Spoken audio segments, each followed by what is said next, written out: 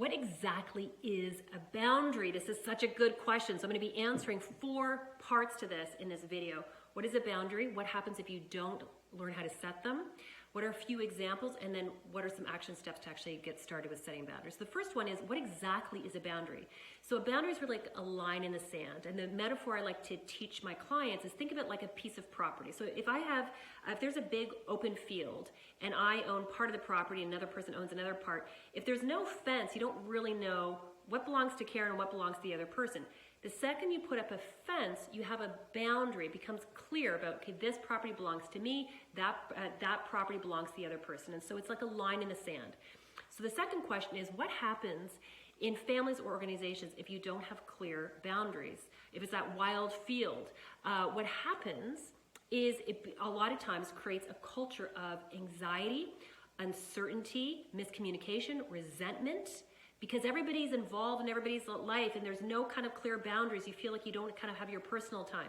But what happens if you learn how to set boundaries, both at work and at home? You will probably immediately start feeling a sense of control and peace, confidence, certainty. So boundaries are really important for mental health and our emotional well-being. So what are some examples? There are hundreds of examples I could share, but here are just a few, just so you can kind of start understanding the concept. Finances is one category. So for a lot of families, parents will say, okay, we'll pay for college and university. So they say that and they think they're being clear, but what happens if all of a sudden their young person decides they don't want to go to school and they're not going to attend any of the classes and they fail the classes? Are parents still okay to pay for it? You need to kind of really clarify, what are you comfortable with paying? And under what conditions? You have to clarify that boundary, because if you don't clarify that boundary, all of a sudden you can start feeling a lot of resentment and frustration. Time boundaries are another one. So for a lot of offices, they might say, okay, you can cancel with no penalty up to a month before, or 7 days before, or 48 hours. So that becomes the time boundary. But if you cancel after that, you're still responsible to pay. And so that becomes a time boundary. The hardest type of boundaries are emotional boundaries.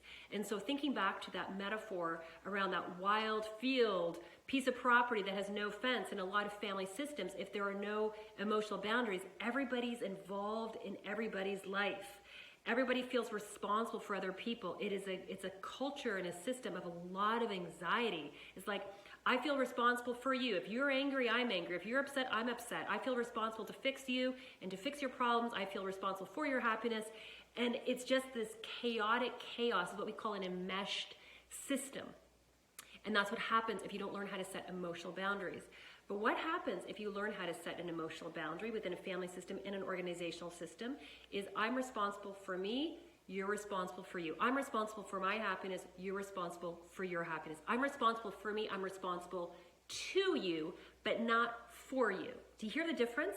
This is so important. I actually did a quote about this on social media and we got a lot of really great feedback, but that really resonated with people, because the second you have that emotional boundary, all of a sudden you start getting kind of control back in your life. It's going to give you a sense of peace. I'm responsible for me. I'm not responsible for you. I'm responsible to you, but not for you. And so that's an emotional boundary. Those are really, really important.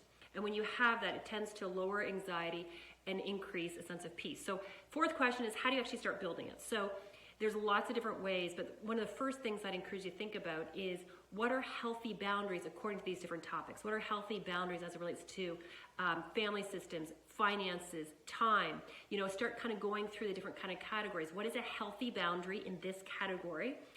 And then have the courage to voice it. Is it scary? Absolutely. But you'll get better as you kind of practice it. And you're going to say yes to certain things. You're going to say no to certain things. So your yeses are yeses, your noes are noes.